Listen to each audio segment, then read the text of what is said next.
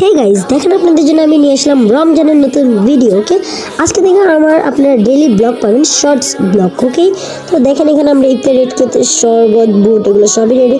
আর এখানে আমি একটু পেঁয়াজু থেকে ডাল নিয়ে নিছি, ডাল ব্লেন্ডার। তারপর এখানে আমি অনেকগুলো ধনিয়া পাতা পেঁয়াজ এগুলো বেশি করে দিছি। তারপর এগুলো দিয়ে আমি একটা ছোটো পকোড়া বানাবো, ওই জন্য এটা আমি ছোটো ছোটো করে ভেজে নেবো ভালো করে। তো এখানে আমি চুলার মধ্যে তেল ছিল, তেলগুলো গরম হয়ে গেছে, এখন আমি ছোটো ছোটো পকোড়া দিয়ে দিতেছি। ওকে, দেখেন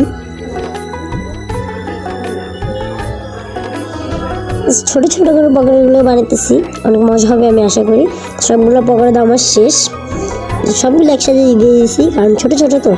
এখানে দেখতে তো আমার বুট হয়ে গেছে। আর এখানে আমি যে বুট মাখার জন্য যে সালাডটা ছিল মুড়ি মাখানোর জন্য, ওখান থেকে একটা সালাদ উঠিয়ে রাখতেছিলাম লুকিয়ে।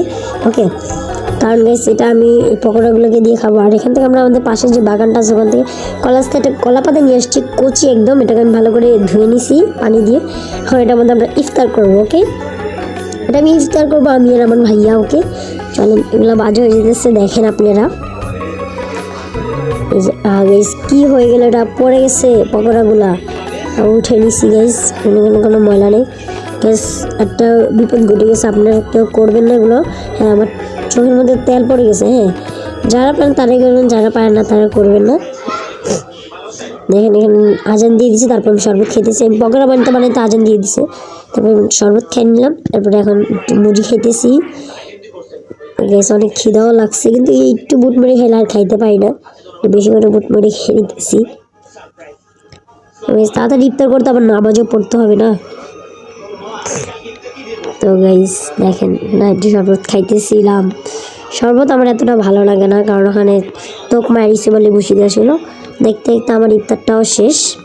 এখন আমি পকোড়াটা খাবো, চলেন। এই যে আমার পকোড়াটা এখানে ঢেলে দেই। এখানে সালাদ দিয়েছি পকোড়ার মধ্যে, খুব সুন্দর হয়েছে। এখানে ছিল সুইট চিলি সস। ওকে, চিলি সসটা দিয়ে খাবো। চিলি সস দিয়ে পকোড়া খেতে অনেক মজা লাগে আমার থেকে। একটু বেশি করে সস নিয়ে নিই, পকোড়াটা খেয়ে দেখি কেমন। বিসমিল্লাহ। হ্যাঁ, অনেক মজা হয়েছে মাশাআল্লাহ। ভাবি না এত মজা হবে, আমার কাছে অনেক ভালো লাগছে।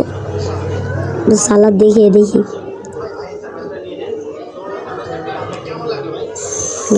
যে সালাদ একটু খেয়ে দেখি, বেশ মজা, তো মজাই। আমি এখান থেকে আমার ভাই একটু সস নিয়ে নিতেছে আমার থেকে চুরি করে।